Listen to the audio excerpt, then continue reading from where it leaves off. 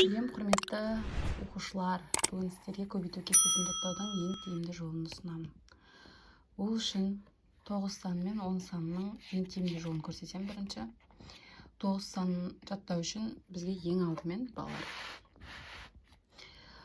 Так, мына жерде 9-ды 1-ге көбейтеміз. Осы жерде 9 санынан бастап мына дейін 0-ден 1-ге дейін жазып шығамыз. 0, 1, 2, 3, 4, 5, 6, 7, 8, 9.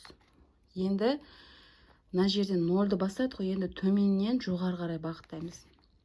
0, 1, 2, 3, 4, 5, 6, 7, 8, 9. Ал енді балалар қараңыздар. 9-ды 1-ге көбейтсек 9. 9 жердегі 2-ң 81. 9 жердегі 3-ң 27. 9 жердегі 4-ің 36. 9 жердегі 5-ің 45. 9 жердегі 6-ң 54. 9 жердегі 7-ң 63. 9 жердегі 8-ің 72. 9 жердегі 9-ың 81. 9 жердегі 10-ың 80. Осылай оңай жолмен жаттап алсаңыздар болады, есе сақтау үшін. Ең бірінші 0-ден 1-ге 9-ға дейін жазып аламыз. Одан кейін 0-ден бастап 9-ға дейін жоғары қарай жазамыз. Мынау бізде төмен қарай бағытталса, мынау бізде жоғары қарай бағытталған. Енді келесі 10-ды жаттау жолдың ең оңай жолы. Бірінші 1-ден бастап жазамыз. 1, 2, 3, 4, 5, 6, 7, 8, 9, 10. Енді 0 жалғап шығамыз.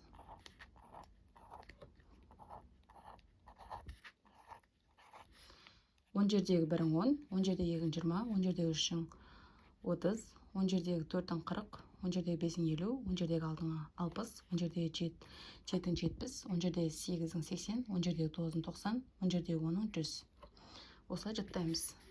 Төмен қарай, мына жерге 0 жалғап шығамыз.